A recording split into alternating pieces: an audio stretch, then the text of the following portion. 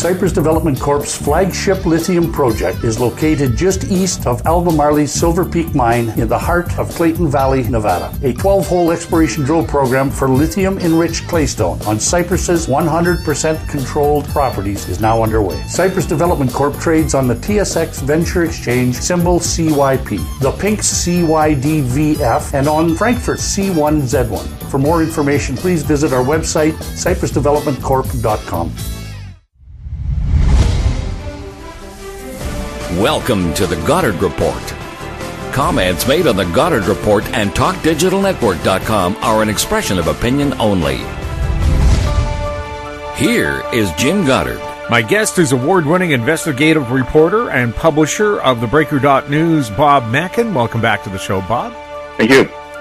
Bob, the Jody Wilson-Raybould show finally went public on Parliament Hill with the Justice Committee. Were you shocked by what she had to say?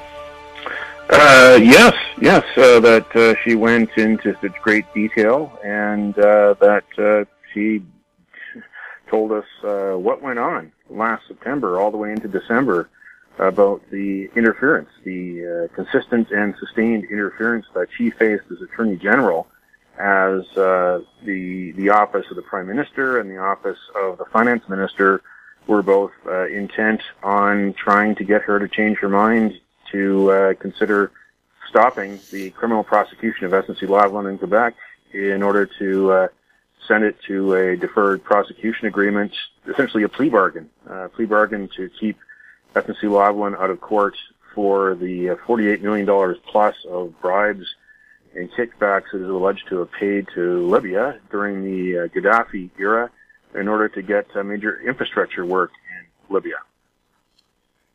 Now, during that testimony that I watched, she said it's not illegal, it's improper and not ethical to pressure her, but it is illegal for her to bow to that pressure. Were they counseling her to break the law?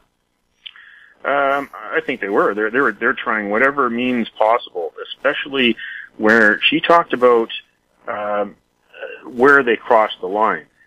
She said it was not necessarily inappropriate for them to ask her to consider the deferred prosecution agreement, but when they started talking about the provincial election in Quebec, when they started talking about the Prime Minister himself saying, "I'm a member from Quebec," when they started getting political, she said that was entirely inappropriate. That's where they really crossed the line, and they did this more than once. And this really started back in early September. When she started her testimony, she even talked about how Ben Chin, who is a name familiar to British Columbians, Ben Chin was really the first interface she had. Ben Chin, the spokesperson, the communications director for Finance Minister Bill Morneau, called her and started to ask her to do things. Started calling her office. Started calling her deputy minister. This was quite egregious. What was going on there? How you had this, as she says, sustained and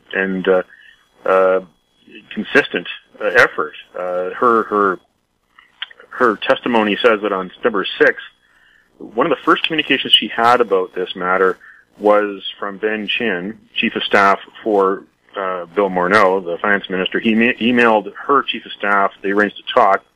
He wanted to talk about SNC-Lavalin and what the Attorney General could do, if anything, to address the situation, because SNC-Lavalin was apparently threatening to leave Canada entirely, to move its head office over to London, and there'd be job losses in Quebec, something very politically touchy to the Liberals, who always count on Quebec to be one of the provinces that is most important to their victories, and of course this is an election year. She continued on and said September 7th, her Chief of Staff spoke by phone with the Deputy Minister about a call she had received from Ben Chin.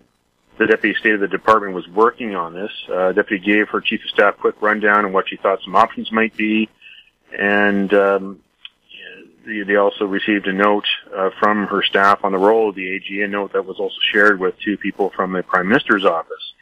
There was a follow-up conversation September 11th. That was between Ben Chin and a member of Jody Wilson-Raybould's Chief of Staff. Chin said that, according to her testimony, that SNC had been informed by the public prosecution service that it cannot enter into a DPA, the deferred prosecution agreement. And she says, quote, then again detailed the reasons why they were told they were not getting a DPA. Mr. Chin also noted that SNC's legal counsel was Frank Yakubuchi, who's a former Supreme Court justice, and further detailed what the terms were that SNC was prepared to agree to, stating that they view this as a negotiation. And she said, to be clear, up to this point, I had not been directly contacted by the Prime Minister, officials in the PMO, or the Privy Council office. With the exception of Mr. Chin's discussions, the focus of communications had been internal to the DOJ, the Department of Justice. Then she says, September 19th, she spoke to Finance Minister Bill Morneau on the matter when they were in the House, and he again stressed that they needed to save jobs. And she said that she told him that engagements from his office to from his office to her office, quote, had to stop. They were inappropriate. So September 19th of last year is when Jody Wilson-Raybould says that she told Bill Morneau, who was the person that Ben Chin reported to, she told Bill Morneau that the engagements from his office to her office about SNC-Lavalin had to stop. They were inappropriate. And then she said they did not stop. September 20th, her chief of staff had phone calls with Mr. Chin, with Ben Chin, and also another official from the finance minister's office about SNC-Lavalin. Quote, at this point, there was apparent pause in communicating with myself or my chief of staff about the SNC matter.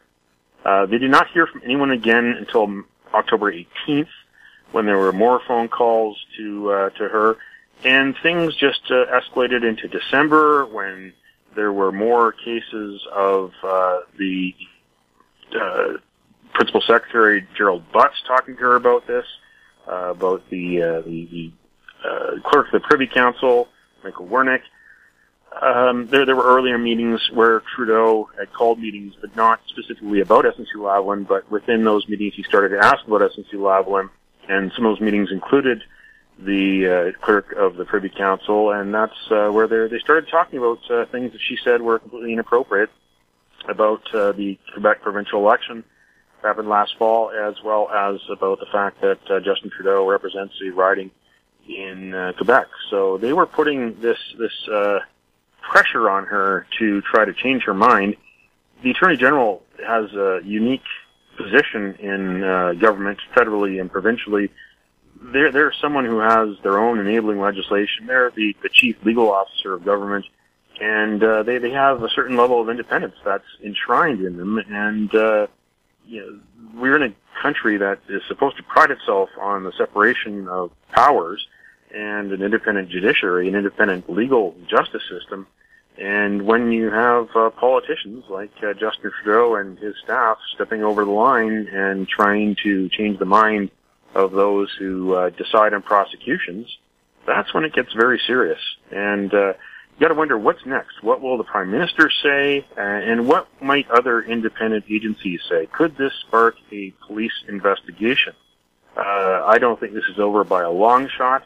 This has definitely given something to the Conservatives and the NDP as they look forward to October of how Justin Trudeau apparently, when a big important corporation, no matter how ethically challenged they may be, asks Justin Trudeau to jump, he says, how high? Could this be construed as an obstruction of justice or attempted obstruction? Could be. Again, this is for legal minds, for perhaps even for police to decide if that's the case. But this is politicizing where there did not and should not ever have been politicizing happening. That certainly they may have been okay to ask once if she'd consider it, but and not in the context of politics, as she said. But when they started to connect the request to politics, to the fate of the provincial Liberal Party in Quebec, to the fate of federal Liberal seats in Quebec as the 2019 election approached, it was clear in her mind what they were trying to get at, and talking about jobs, talking about knowledge of what was going on in the company. Essentially, that the lobbyists had gotten to the politicians, and the politicians were dealing with each other and trying to change each other's mind. And Jody Wilson-Raybould did as she had to do as Attorney General, and say, no. Warn them a number of times. There have been some questions within the committee about why she didn't take other action, go to the ethics commissioner or file any kind of complaint. That would have been an awkward situation. Of course, she would have been breaking some sort of confidences there and other traditions. She may not have wanted to go there, but she thought it was strong enough to come from the Attorney General to say, essentially, keep your distance. This is not yours to decide, and this is the Attorney General's to decide. This is prosecution. We have independent justice here in Canada, and leave it alone. But we may never have heard anything about this had there not been the situation with Scott Bryson deciding to leave politics, touching off a cabinet shuffle in which Jody Wilson-Raybould ended up in Veterans Affairs. She said a number of times during this testimony at Parliament that to this committee that she viewed that as a very important file. But at the same time, she realized eventually, after the Globe and Mail story was published, that she no longer had the confidence to sit on the same cabinet table as the Prime Minister. She was asked if she had confidence if she had confidence in the Prime Minister, and she had a couple of different answers for that. Essentially, she just said she didn't have confidence to stay on that cabinet table. And she said, here's her quote, "I resigned from cabinet because I did not have confidence to sit around the cabinet table." And she was asked later if she had confidence in the PM today, and she said, "I'm not sure how that question is relevant." Those answers are definitely not yes, definitely not in the positive. She definitely has no longer sees eye to eye with the Prime Minister after him putting her in a position that no Prime Minister should put in general.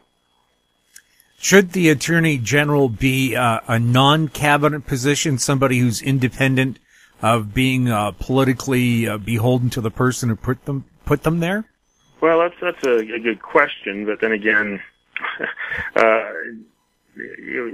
how do you have that? I mean, who's going to appoint the Attorney General? Even if you look at the United States, well, it's not an elected official, but it's someone that the President chooses and then is put through the confirmation process. The politicians get to ask serious questions before the person is actually confirmed and given the job. It's a good question, although the Attorney General, as much as he or she makes the final decision, does have an army of people underneath in various offices who give the nonpartisan advice, staff who are there to provide that advice. So usually it's enough for there to be a law that draws a circle and insulates the Attorney General, and in this case, looks like the Prime Minister didn't respect that law. Has this given the Tories and the NDP the ammunition they needed for what essentially was an empty ammunition box?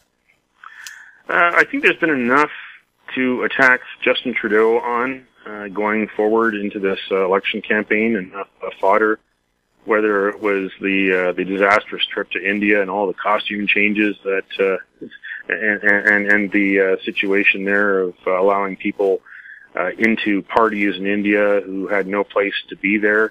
And there was also the situation of the ethics and conflict of interest of Trudeau going and spending time at Christmas on the Aga Khan's private island in the Caribbean. There's been enough along the way, and of course the broken promises about keeping the deficits low enough.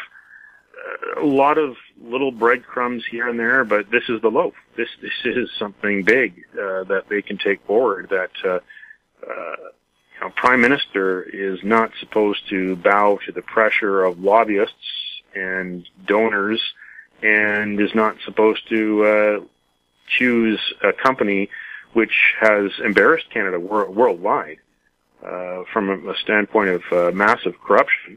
and to help them out in this fashion, essentially create a new law to help them get out of jail, so to speak, or prevent them going to jail. And then when that law is created and they want to find a way to get their case diverted, use their pressure and not have the Prime Minister and his staff stand up and be strong and think of all of Canadians instead of think of their own political future. And in this case, they were thinking about October 21st, 2019, about whether the Liberals could win another election. They weren't looking at what was right or wrong. This is a problem that happens, doesn't matter where you are on the political spectrum, what party is in power. They often do not think of what is right and wrong for the people and the country or the jurisdiction. They look at what's right or wrong for the party, and they were calculating this on political points. And they didn't want to be the government that meted out justice while SNC-Lavalin faced an uncertain future. And of course, there's enough reason for Canadians to say maybe SNC-Lavalin should face an uncertain future after what this company did to the brand of Canada for so many years. Well, if they're such a crooked company, the argument, well, if you go after the heads of the company for wrongdoing and all these other people lose jobs, well, if you go after the head of the mafia, that means all of his money launderers and hitmen and confidence guys and extortion artists, they're going to lose their jobs too. Is it on the same level as that? Well, from a corporate standpoint, you could say SNC-Lavalin was within the same conversation. I mean, SNC-Lavalin was one of the companies in Quebec that was definitely in the mix of the Charbonneau Commission inquiry into construction corruption in Quebec. This is a company that got banned by the World Bank for corruption in Southeast Asia, banned for 10 years from doing World Bank funded projects. This is a company that the CEO was charged with corruption. He did a plea bargain recently in regard to the McGill University Hospital situation. It is a company that was a little bit too close for comfort with the Gaddafi regime, and all to increase the profits for shareholders. This is a company which here in British Columbia we should be asking serious questions about, because outside of Quebec, you could say that British Columbia is SNC-Lavalin's most important market. You've got the Canada Line, which was built by and operated by SNC-Lavalin. They want to get the Broadway subway. They've had contracts with managing BC Ferries terminals. They were a sponsor for 2010 Winter Olympics. They were involved in the Metro Vancouver water filtration on the North Shore. This is a company that has done a lot of small contracts with various ministries of the provincial government for environmental remediation. And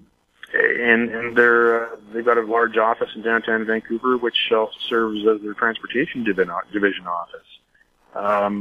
And that's just, of course, there's the Bill Bennett Bridge in Kelowna. And they want to get the contract to build the Patella Bridge. They're on the short list for that. They were on the short list of the Massey Bridge project, but of course the NDP killed that. Well, they ended up on the short list for the Patella Bridge project. So here's a company which has been paid billions and billions of dollars by British Columbia taxpayers over the years.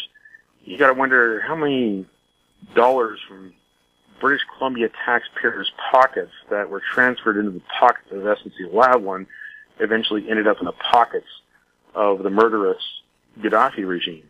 That's a question that is a fair question, a question that our politicians should be doing more to answer.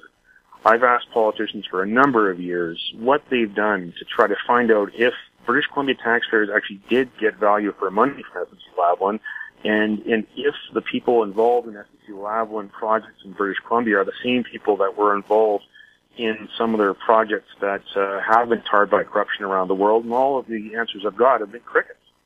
I think that's a major indictment of our politicians here. It doesn't matter what stripe they are. Are they looking out for our dollars, and are they looking out for ethical business? It's not good enough that SNC-Lavalin may deliver a project like the Canada Line ahead of time. That was great that they did, but when they did that, that was at a time when their CEO, Pierre Duhaime, eventually was found in Quebec to be in corrupt activities. Their chairman in 2011 was a key member of Christy Clark's leadership campaign team and also the transition team for the Premier's office. And lo and behold, not long after that, SNC-Lavalin gets the John Hart generating station contract, more than $1 billion near Campbell River. And of course, they got the Evergreen Line contract at $1.4 billion. That was a project that was a very difficult project to finish because of the surprises along the way underground in the Tri-Cities. The tunnel boring machine was stalled for a better part of 6 months, and that opened late. So here you've got a company which is touching all aspects of life in British Columbia when it comes to major infrastructure, transportation, and otherwise. And questions we should be asking as we watch this unfold in Ottawa are whether we should be doing more business with them. That's a key question, and people should be pressuring their politicians. And with them being a company with such a dirty reputation, did they grease the palms of local politicians in British Columbia?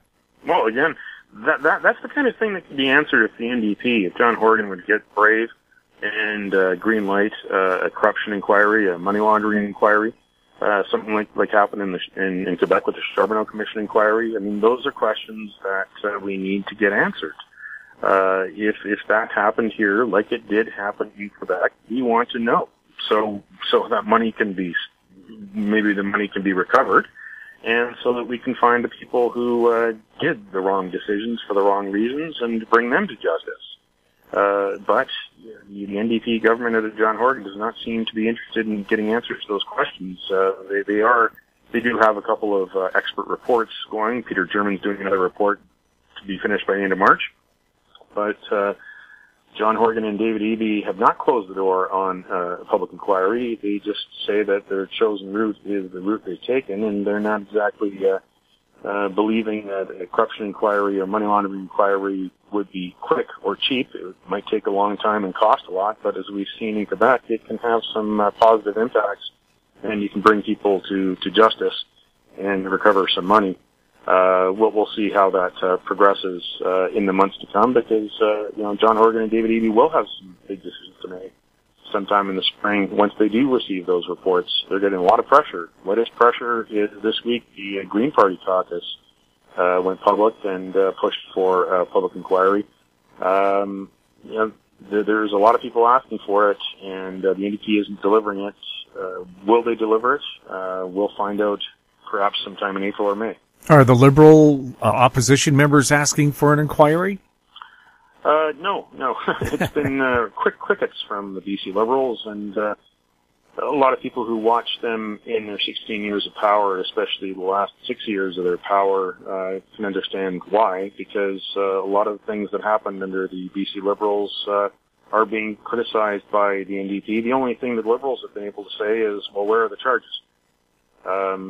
Unfortunately, the justice system was largely underfunded when they were in office, and they were not necessarily interested in increasing regulations.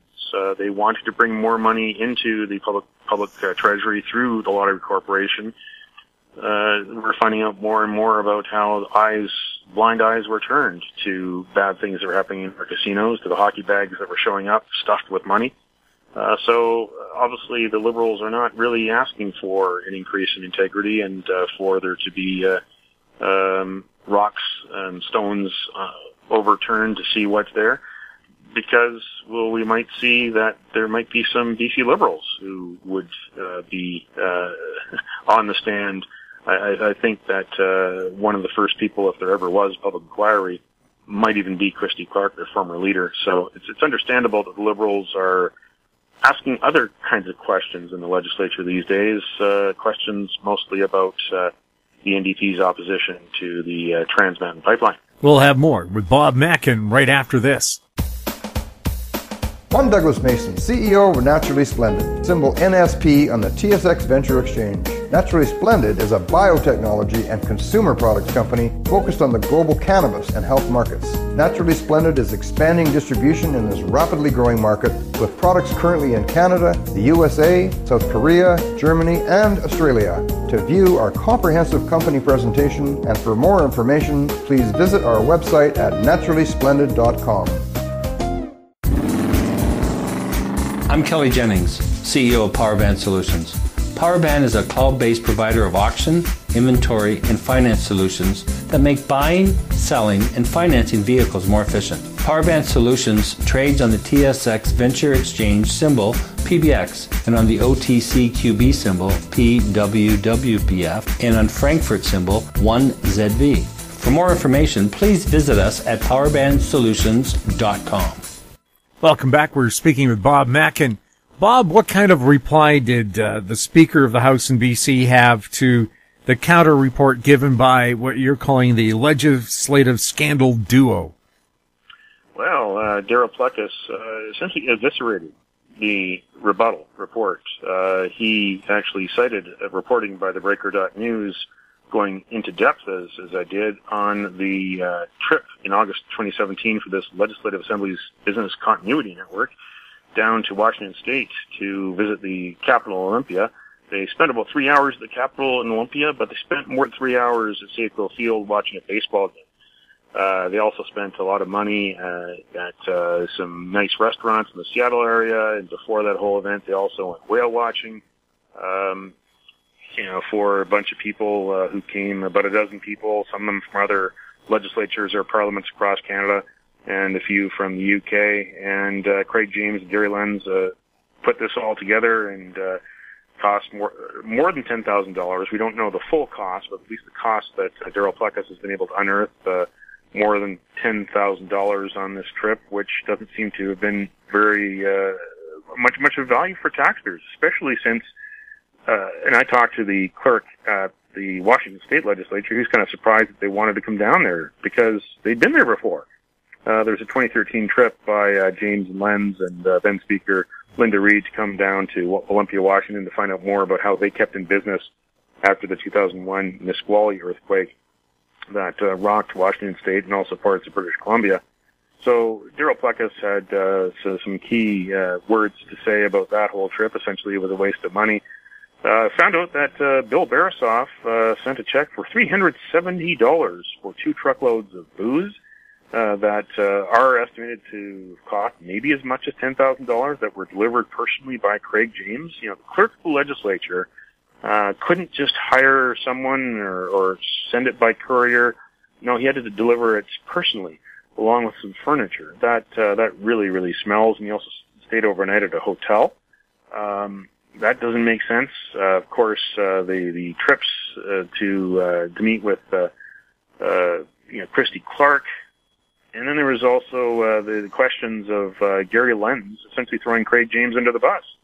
Darryl Plecas went through their responses line by line and found a lot of errors of omission and commission and discrepancies, just as I did. And it's very very much worth citizens' time to read the Darryl Plecas response. There was also more buying of headphones that Craig James did. There was more about the wood splitter. In fact, Darryl Plecas' response shows photos of the famous trailer for the wood splitter on a pad beside Craig James' house from October of last year. And of course, more questions about this spending. They spend a lot of money on luggage. Questions about why they didn't just buy the luggage in downtown Victoria at the Bay. Same thing with their suits, their expensive suits they bought in England. I mean, there are tailors in Victoria. You can find them in the Yellow Pages. They apparently give good quality and a better price. And hey, you can buy British Columbia, but these guys didn't want to buy British Columbia. They did spend a lot of money on gifts on their trips. Gifts that they said were to be stocked in the legislature gift shop, but in fact weren't. There was also Gary Lenz going on a trip for $11,000 for a round-trip airfare to London from 2011. executive first class, and all the spending on iPhones and tablets.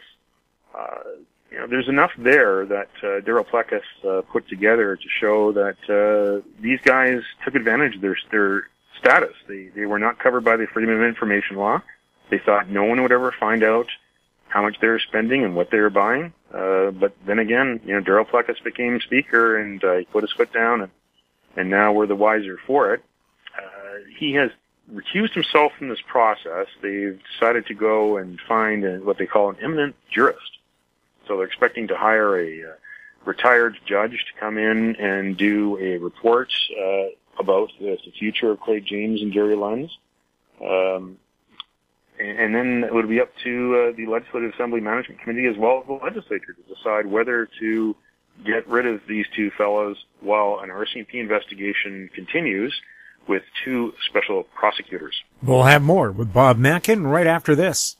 Grand Portage Resources recently completed the 2018 drill program on its 100% controlled Herbert Gold Discovery property located in the prolific Juneau Belt in southeast Alaska. Drill results are expected through late 2018. Past drill results included numerous multi-ounce gold assays on multiple veins. Grand Portage trading symbols are GPG on the TSX Venture, GPTRF on the OTCQB, and GPB on Frankfurt. For more information, please visit our website, grandportage.com.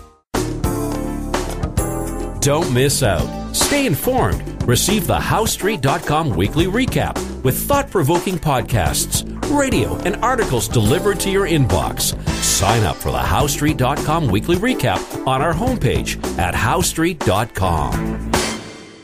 Welcome back. We're speaking with Bob Mackin. Bob, there's a measles outbreak in British Columbia. Is there anything the government could have done to prevent it? And is a proposal to have at least a vaccination registry in place for the fall school season the appropriate action? Well, maybe they could have communicated better about it.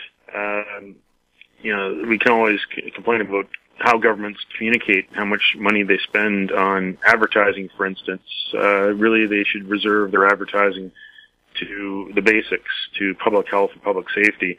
Any image advertising should not be part of the equation either.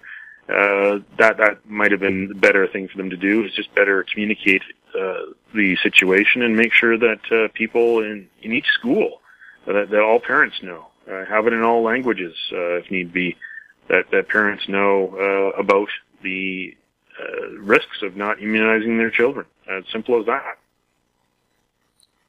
Should the Auditor General have to audit proposals for government ads to make sure they're nonpartisan before they're aired and paid for? Well, that's what happens in other provinces. Ontario was supposed to be a model for the BC NDP. The NDP actually had a private member's bill while they're in opposition, and since they've become government, well, they haven't turned that private member's bill into a government bill. We're waiting on a number of democratic reforms from the NDP, who rightly criticized the Liberals when Liberals were in government and the NDP was in opposition. Well, the shoe's on the other foot now, and you've got the NDP in power, and they're not moving fast enough on things like that.